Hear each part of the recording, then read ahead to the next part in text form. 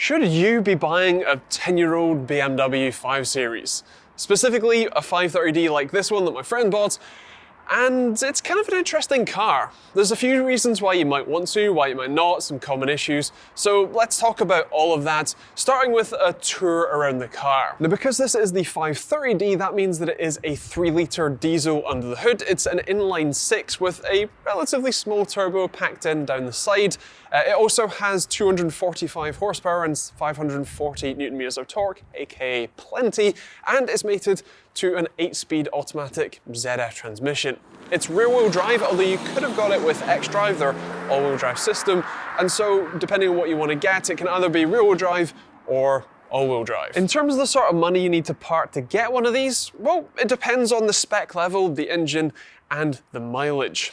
This sort of 530D and this sort of trim is probably going to be around 10 to 12k, give or take, with around 75,000 miles on it, whereas you can spend well over 20k if you want the higher spec, higher engines, higher M Sport packed versions, or you can spend a lot less for much higher versions with the lower tier engines. In terms of the interior, comfort levels, all that sort of stuff, this is a very comfortable car. Let's take a look at the front and back seat seating, and then we'll go for a bit of a drive and see what it's like on the road. The front seats of the 5 Series are pretty comfortable, as you can tell. You have a nice reclined position if you want it, but more realistically, you can change it to a number of different upright positions. You can tilt the base in 2 different ways, obviously the usual forward and back adjustment, and even though these are the base level seats, they're really comfortable, and they even have extra functionality like an adjustable height headrest, which is actually quite a nice feature. In terms of rear seat comfort and legroom, it's pretty good.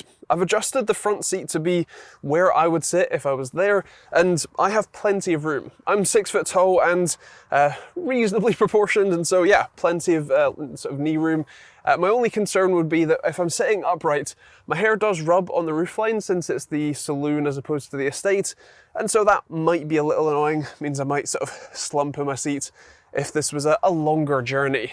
Otherwise, in terms of actual comfort, it's pretty good. I could see myself, being in here for an extended period of time, so thumbs up there. In terms of optional extras, you do have a center armrest with some cup holders and a bit of storage, and you do also have ISOFIX child anchors to secure any car seats back here. You do, in theory, have optional folding rear seats, although this specific car doesn't have them, although I believe with a bit of effort, you can retrofit. You'd also have a cigarette lighter 12-volt socket if you want to charge some stuff, although because this is a 10-year-old car, there's no USBs. Now, driving a 530D is a pretty nice experience. Of course, being the 530D and not, M Sport Pack or obviously the M5, it's more of a, I guess, daily driver, luxury cruiser type experience rather than a sporty, well handling. I mean, it still handles well, but it's more of a luxury car than a sports car, to make that clear. Now, the 3-litre diesel that's under this, it has more than enough power. When you plant your foot, you do get up to the speed limit very, very quickly. The ZF 8-speed, we'll talk about more in a second, but it does a reasonable job. Kickdowns are a little slow. There's a few quirks and features, if you like, that we'll talk about in a second, but it is overall a really easy and simple, comfortable driving experience without any issues of, if you need to put your right foot down, you're gonna go places. Now, the 3-litre diesel under the hood covers around 245 horsepower and 540 Newton meters of torque. And if you set it to a nice low gear and then plant your foot, it goes. It's not quite as fast as my S4, of course, it has less horsepower as you would expect, but there's more than enough for your usual daily commutes and, getting up to motorway speeds, all that sort of stuff. You have more than enough horsepower, plenty of overtaking potential. The transmission that's in this is a ZF 8-speed. This is actually one of the earliest cars that actually had these on the road, and it does a really good job for the most part. Generally speaking, if you're just driving along, first to second is a fairly good shunt, although the rest of the gears are pretty smooth.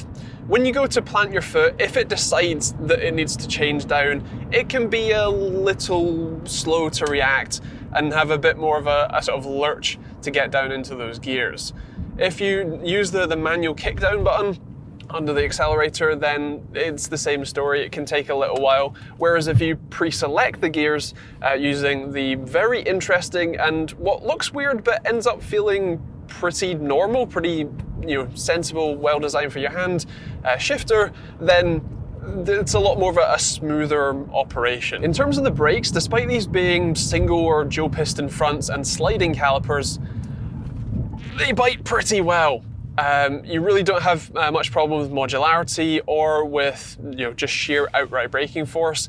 This one has been outfitted with slotted and vented discs up front, which is non-standard, but they do seem to do a reasonable job of, well, actually stopping you. So yeah, you don't have a problem with braking this. I think if you were, planning on driving it more spiritedly, on track, for example, which I'm not sure you would, but if you did, I think they might be a little more, you might end up being a little more worse for wear. I think you'll get heat soak and a bit of brake fade from them, but in the grand scheme of things, they do a good job. In terms of on-the-road handling, it's pretty, I guess, wallowy is the word I would use to describe it. When you turn it in, it's fairly sharp.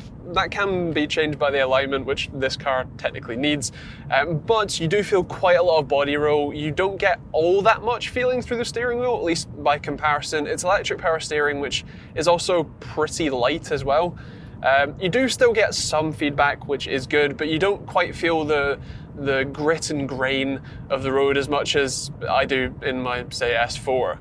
Otherwise, it does handle relatively well. Of course, motorway cruising is pretty much what this is designed for, and so you really don't have a problem there. And if it's for your daily commute, this isn't going to be the most fun thing you can get in and enjoy the 10 miles to your work. This is more of you want some efficiency and you want a comfortable experience, because comfort is definitely what this has. There's an air of refinement about the ride quality, about the road noise, about even the windscreen wipers when it's raining are silent. And it's just that air of refinement that you don't necessarily get in a lot of other cars. In terms of efficiency, since that's probably the main reason you're buying a diesel over a petrol car, hybrid or whatever else, this is very good. Even for a 3-litre diesel, you have something along the lines of 35 to 40 mpg in the city and upwards of 50 on the motorway.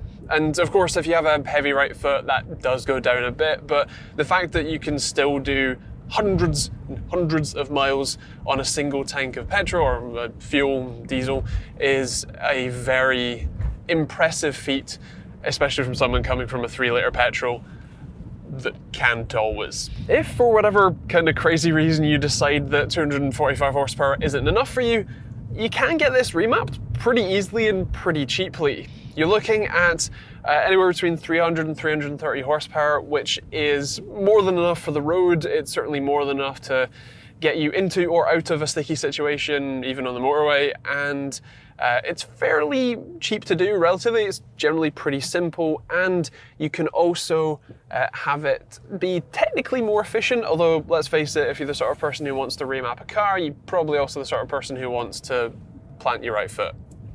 In terms of the things you should know about the 3-litre diesel under the bonnet, at least in terms of maintenance and things that can go wrong, if the engine is nearing 80 to 100,000 miles, you want to consider getting the timing chain replaced.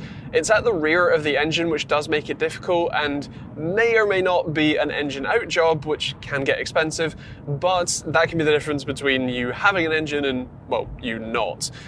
It depends on if you and the previous owners of the car have followed the regular maintenance intervals that BMW suggests, or been a little bit more proactive about it, whether you want to do it closer to 80 or closer to 100. But it's probably worth keeping an eye on and replacing around that sort of time. In terms of the other things that can go wrong, there's fairly common sort of diesel-centered issues like the glow plugs and the glow plug modules. They can fail. You can check the error codes for those. You can also have things like the injectors get clogged up, especially if you're not, you or the previous owners haven't been using sort of good quality fuel, then that's something to be aware of. Think about swapping out the filters that are already on the car, and like I said, use good quality fuel. It's very beneficial. And then other things like the diesel particulate filter, which will, if you don't go on, if you're doing regular city driving without doing longer motorway journeys or absolutely booting it, they don't get to regenerate, they don't get to burn off all of the carbon and deposits that get left in there. So you will want to, if you're doing city driving every couple of weeks, go for a longer journey on the motorway or whatever, so that you can clean those out. If you're the sort of person who's looking to buy one of these, you're looking for a comfortable daily cruiser that can take you up and down the length and breadth of the country if you wanted to, or just to work and back instead. This is an incredibly comfortable, easy to drive experience. It's the sort of car that you would get if you want to be able to get in your car and just get to the place you want to go without having to worry about the driving experience at all. You have more than enough power to pull out of junctions quickly, get onto the motorway, overtake, all that sort of stuff. But it's not so much that it's leery and you have to really handle that, driving experience and the power that has. Otherwise, it's a really comfortable, like I said, it's a really refined experience. And while they're not the cheapest cars on the road, even if you're buying a Cat N version like this one, which we've already made a video about, video up in the cards above for you, it's still a reasonable value for money for the sort of, the car that you get for that. So like I said, this is a pretty decent option if you're looking for a comfortable cruiser with plenty of power and pretty decent efficiency. And let's face it, it definitely has an on-the-road presence that you don't always get with other makes and models. If this is something for you, I would love to hear your thoughts in the comments down below. Of course, you've heard mine, so now I'd like to hear yours. Is this something you'd pick up yourself, or would you go with a different model, just a different German car brand, or something else entirely? Do let me know down in those comments. Otherwise, feel free to hit that subscribe button and the bell notification icon for more videos like this one every week. And feel free to check out the cards on the end to see more videos, including more on this car, which is actually a Cat N vehicle.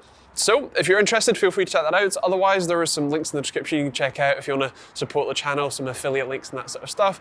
But otherwise, that's pretty much it. So thanks for watching. We'll see you all in the next video.